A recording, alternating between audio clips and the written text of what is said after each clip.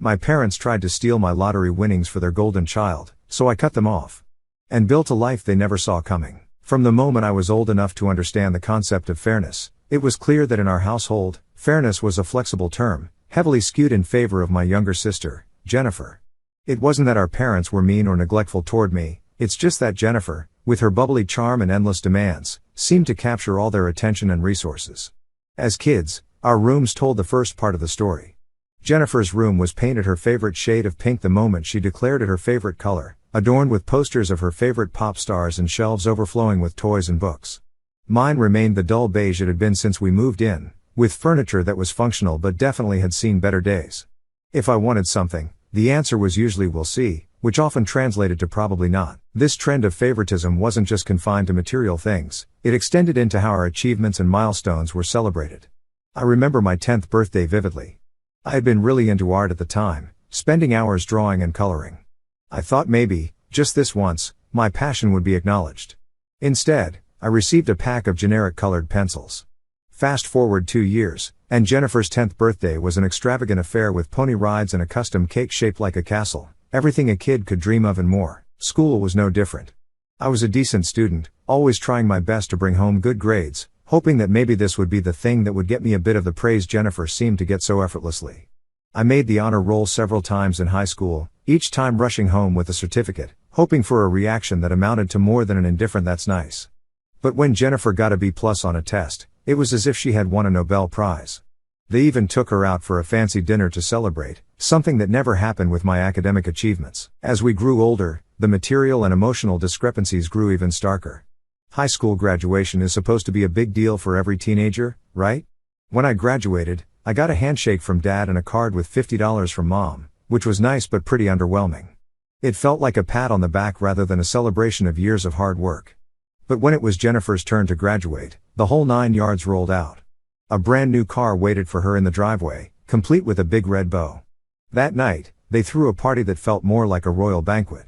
Relatives I hadn't seen in years showed up, and there was so much food and laughter, the kind that had been absent during my own graduation. Living under this constant shadow of indifference, I started to feel like maybe I was the problem, like there was something inherently unlovable about me, or perhaps I just wasn't meant to succeed. These thoughts took a toll, and I found myself grappling with anxiety and depression. No amount of personal achievement seemed to bridge the gap between how our parents treated Jennifer and me. It wasn't just the material things, I could get over not having the newest gadgets or designer clothes, but the emotional disparity was debilitating. I felt unseen, unheard, and fundamentally inadequate. When I found a good job that was paying good money, I broke the news to my parents. Their reaction was predictably practical. They didn't ask if I had found a nice place or if I was excited about this new chapter in my life. Instead, they saw it as a financial opportunity for themselves, immediately suggesting that I should start saving up for Jennifer's future wedding, despite her not even being in a relationship. It was always about her, about preparing for her needs and wants. They seemed to view my income as another resource to be allocated for Jennifer's benefit. I tried to protest, to explain that I had my own life and financial goals to consider. Their response was a mix of disappointment and disbelief. How could I be so selfish? Wasn't family supposed to come first? The guilt was immense.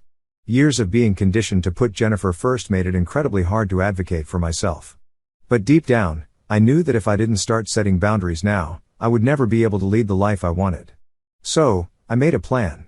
I would contribute a small amount to this hypothetical wedding fund to keep the peace, but I would also start saving secretly for my own dreams. I had always wanted to start my own business, a niche apparel company for little girls, focusing on frocks and dresses.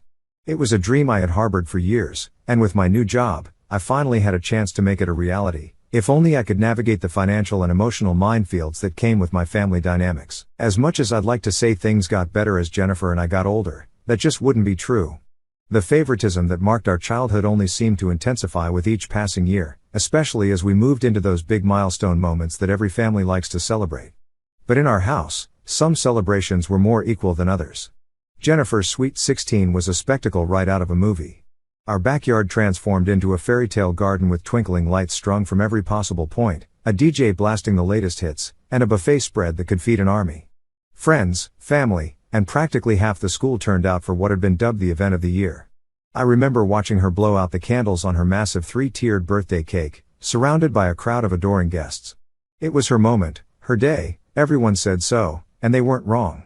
2 years earlier, my own 16th had passed with considerably less fanfare. I got a happy birthday in the morning, a pat on the back from Dad, and a new book. Don't get me wrong, I love to read, and it was a good book, but there was no party, no gathering of friends and family. It was just another day in the life of the less favored child. I remember feeling a mix of relief and disappointment. Relieved because I didn't have to face the potential embarrassment of a poorly attended party, but disappointed because, well, it would have been nice to feel special, even just for a day. The pattern repeated itself when it came time for college decisions. I had applied to a few places and got accepted into a decent state school. I was proud of myself, considering I managed the application process on my own without much guidance. When I told my parents, they nodded and offered a tepid congratulations. That was the extent of it. There was no celebration, no family dinner out. I was expected to figure out the logistics and finances on my own, which I did by taking on more hours at my part-time job and securing a small loan. Jennifer's college acceptance, however, was a different story entirely. She applied to one of the most prestigious private universities in the country, her dream school. When the acceptance letter arrived, it was as if she had single-handedly cured a global pandemic. The celebrations were immediate and extravagant. My parents threw a huge party the same day the letter came, with champagne and a fancy cake proclaiming congratulations, Jennifer. Relatives I hadn't seen since Jennifer's sweet 16 poured into our house, bringing gifts and praising her achievement as though she had leapt over the moon. Throughout the party, I stood on the sidelines, watching the spectacle and feeling like a ghost in my own home. No one asked about my plans, my college, or how I felt. It was all about Jennifer, always about Jennifer. I remember retreating to my room early that evening, feeling a familiar sting of tears that I quickly wiped away. It wasn't just the lack of attention that hurt, it was the profound sense of isolation within my own family, the unshakable feeling of being perpetually second best, no matter what I did. College life offered me the anonymity and fresh start I craved. Here, no one knew Jennifer, and I wasn't overshadowed by her accomplishments. I made friends, joined clubs, and even started dating a little. For the first time, I felt like I was more than just Jennifer's older sibling. I was my own person with my own interests and ambitions. Despite the newfound freedom and personal growth, the inequity at home never fully left my mind. Each phone call with my parents somehow looped back to Jennifer's college experiences, her new friends, and the exciting opportunities she was exploring. It was clear that my college adventures, no matter how enriching or successful, would never hold the same weight. Navigating this dynamic was a balancing act. On one hand, I wanted to pull away to shield myself from the constant comparisons and disappointments. On the other, I still longed for my parents' approval and love, as elusive as they seemed. This internal conflict was a constant companion throughout my college years, a reminder of the complicated family ties that bound me, even as I tried to stand on my own. As graduation neared, I braced myself for another round of unequal celebrations. I planned a small dinner with friends to mark the occasion, knowing better than to expect any grand gestures from home. It was bittersweet, acknowledging how far I had come despite the lack of support, but also realizing that in my parents' eyes, I might never measure up to Jennifer, no matter what I achieved. But I was learning, slowly and painfully, that perhaps I didn't need to. After graduation, the real world hit me like a ton of bricks. I was armed with a degree and a boatload of ambition, but also the stark realization that I was pretty much on my own. My parents had made it clear during college that they expected me to be self-sufficient, which was fair to a degree. I didn't mind the independence. In fact, I craved it after years of living in Jennifer's shadow. But what I hadn't anticipated was the weight of financial expectations they would place on me, not for my own future, but for Jennifer's. I landed my first real job about 3 months after graduation. It wasn't glamorous, just a basic entry-level position at a local marketing firm, but it was a foot in the door, and I was determined to work my way up. The pay was decent, and I was proud of myself, managing to scrape together a living without leaning on anyone else. When I first told my parents about the job, I hoped for some kind of acknowledgement, maybe even a hint of pride. Instead, their reaction was muted, almost as if they expected more. "That's nice, dear," was the extent of their enthusiasm. There was no congratulatory dinner, no celebratory phone calls, just a brief acknowledgement before the conversation shifted back to Jennifer, as it always did. Jennifer was still in college at the time, living it up at her fancy private university, her expenses fully covered by my parents. She called me occasionally, mostly to brag about her social life or complain about her workload. I listened, offered advice, and bit back the envy that gnawed at me whenever I hung up the phone. About a year into my job, something shifted at home. My parents started hinting about financial contributions, specifically, how I should start thinking about helping out with Jennifer's future expenses. At first, It was subtle, just offhand comments about how expensive Jennifer's senior year was going to be or the cost of living in the city where she wanted to intern. But then the hints became requests, and the requests became demands. One evening, during one of our dinners that actually involved a two-way conversation, my mom laid it out plainly. "You know, Tom, now that you're working and all, we were thinking it might be nice if you could start setting aside some money for Jennifer's graduation, maybe help out with her student loans when the time comes." I was taken aback. "Mom, I'm just getting started myself. I have loans, too, and rent, but you're the older sibling," she interrupted, her tone firm. "It's your responsibility to help out. We've put so much into Jennifer's education, it wouldn't be fair for you not to contribute." The notion baffled me. Fair? What about all the years of imbalance, of celebrations for Jennifer's every minor achievement while my milestones passed without fanfare? What about the fact that I had struggled through college financially while Jennifer had everything handed to her on a silver platter? I tried to voice my thoughts, to explain how this expectation felt unfair and one-sided, but as usual, my concerns were brushed off. "You're being too sensitive," my dad chimed in. "We're just asking for a little family support here." The conversation left me reeling. I was frustrated, hurt, and angry. I had worked hard to establish my independence, to prove that I could make it on my own, and now they were asking me to hand over my hard-earned money to support the golden child, the sister who had never once had to worry about money or make any real sacrifices. Despite my resistance, the pressure didn't let up. Over the next few months, every call seemed to include some mention of my financial obligations to Jennifer. When I received a modest raise at work, my parents saw it as an opportunity for me to increase my contributions to Jennifer's fund. It was as if my own financial goals and responsibilities didn't matter, as if my sole purpose was to ensure Jennifer's comfort and success.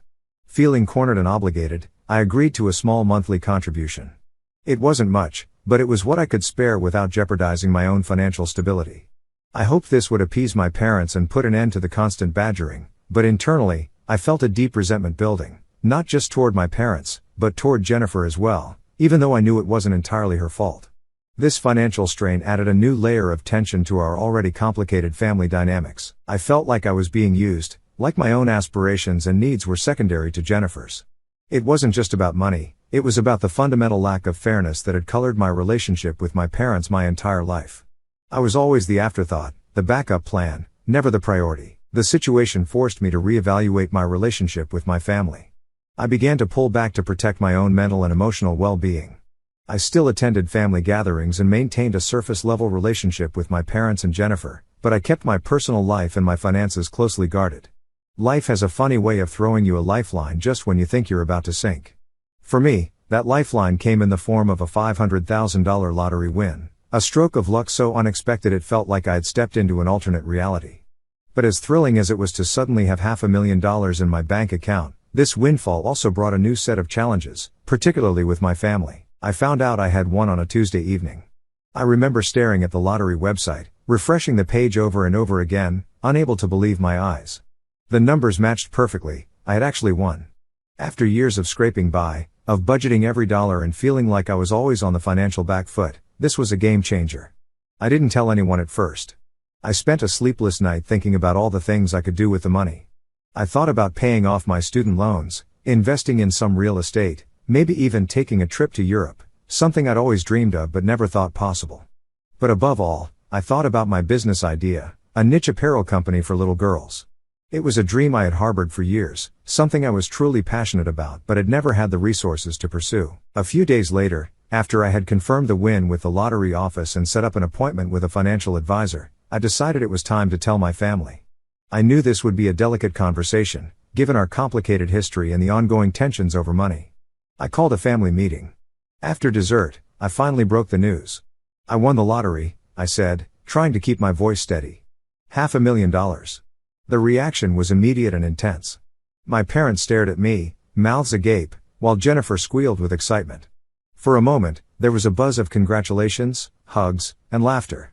It felt good to share the news, to see their genuine happiness for me. But then, as the initial shock wore off, the conversation took a predictable turn. "That's incredible, Tom. You know, this could really help with Jennifer's grad school," my mom said, her tone hopeful, almost expectant. "Yeah," my dad chimed in, "think about what this could mean for her future. You could fully fund her education abroad. It's a once-in-a-lifetime opportunity." I felt my stomach knot. This was exactly what I had feared. The money had barely settled in my account, and already they were making plans for it, plans that had nothing to do with my dreams or needs. I've actually been thinking about that, I said, drawing a deep breath. I'm planning to use the money to start my own business. It's something I've always wanted to do, and now I finally have the chance. The room went quiet. My parents exchanged glances, their expressions shifting from excitement to confusion and then to disappointment. But what about Jennifer? My mom asked, her voice tinged with disbelief. Don't you think helping your sister should be your priority? I could feel the old guilt creeping in, the familiar pressure to put Jennifer's needs above my own.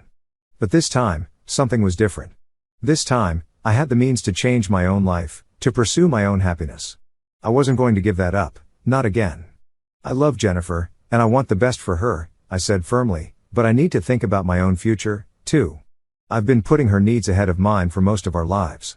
Now I need to use this opportunity for myself. The conversation that followed was difficult. My parents argued that, as the older sibling, it was my duty to support Jennifer. They said I was being selfish, that family should come first, the same old lines, the same old guilt trips. But I stood my ground. For the first time, I felt like I had the power to make my own decisions, to define my own priorities. It wasn't just about the money, it was about respect, about finally being seen as an individual with my own goals and dreams. They insisted that I needed to hand over all the money so they could send Jennifer to an elite graduate program abroad. Apparently, she'd always dreamed of studying in Europe, and this was my chance to make it happen. I was stunned. Here I was with a once-in-a-lifetime opportunity to change my life, and they expected me to just give it all away to fund my sister's whims. When I told them I planned to use the money to start my business, they flew into a rage. They called me selfish and ungrateful. They said I was a terrible son and brother for not putting family first. According to them, I owed it to Jennifer to fund her dreams since our parents had sacrificed everything for us growing up. I stood my ground and refused to give them the money. I explained that I had my own goals and aspirations that were just as valid as Jennifer's. But they wouldn't hear it. They gave me an ultimatum, either hand over the lottery winnings or move out immediately. It was a hard decision, but I chose to leave. I packed up my things and found a small apartment across town. My parents and sister haven't spoken to me since. Sometimes I feel guilty and wonder if I did the right thing, but another part of me feels free for the first time in my life. After moving out of my parents' house, I threw myself into my work. I was determined to save as much money as possible to get my business off the ground, but I also wanted to prove to myself that I could succeed on my own terms. About a month after I left, my parents reached out to me. I was hopeful at first that they wanted to reconcile, but it quickly became clear they had an agenda. They started by saying they missed me and wanted to make amends. Then they dropped the real reason for the call. Apparently, Jennifer had been accepted into her dream graduate program at a prestigious university in London. My parents were thrilled, of course, but there was a catch: the tuition and living expenses were astronomical. They didn't have nearly enough saved up to cover it. That's where I came in. They wanted me to loan them a large portion of my winnings to fund Jennifer's education. They promised they'd pay me back eventually, but I knew that was unlikely to happen. When I hesitated, they laid on the guilt trip thick. They talked about how this was Jennifer's one shot at her dreams, how she'd be devastated if she couldn't go, how I'd be ruining her future if I didn't help. I stood firm and told them no. I explained again that I was using that money to start my own business. They got angry and accused me of being selfish again. My mom actually said, "I guess the money has changed you. You used to care about your family." That really stung. I've always cared about my family, even when they didn't seem to care much about me. But I realized in that moment that nothing I ever did would be enough for them. I'd always be the bad guy in their eyes unless I gave them everything they wanted. So, I made a decision. I told them that I was done being their ATM, that I loved them, but I needed to put myself first for once, and that if they couldn't respect my choices, then maybe we needed some time apart. They didn't take it well. There was a lot of yelling and crying. My dad said I was dead to him if I didn't help Jennifer. In the end, I had to hang up on them mid-tirade. It was one of the hardest things I've ever done. After that call, I blocked their numbers for a while. I needed space to process everything and focus on my goals. I threw myself into planning my business launch. I did tons of research, networked with other entrepreneurs, and started putting together a solid business plan. About a month ago, I took the plunge and quit my day job to focus on my company full-time. It was scary but also exhilarating. For the first time in my life, I felt like I was truly in control of my future. I've spent the last few weeks setting up my workshop and getting everything in order. I've hired a few part-time seamstresses to help with production. We're starting small with an online store, but I have plans to expand into brick and mortar locations if things go well. My first collection of girls' frocks and dresses is almost ready to launch. I'm nervous but excited to see how they're received. I've put my heart and soul into every design, and I truly believe in the quality of our products. Throughout this process, I've had moments of doubt, times when I wondered if I was making a huge mistake. But then I remind myself of how far I've come and how much happier I am now that I'm living life on my own terms. I still haven't heard from my parents or Jennifer. Part of me misses them and wishes things could be different, but another part of me feels lighter and freer than I have in years. I'm learning to be okay with the distance and focusing on building the life I want. So, that's where things stand now. I'm about to launch my dream business and start a new chapter in my life. I'm nervous but optimistic about the future. First, some good news: my apparel business has really taken off. Our online store has been doing great, with steady sales and lots of repeat customers. The frocks and dresses have been a hit, especially our line of matching sibling outfits.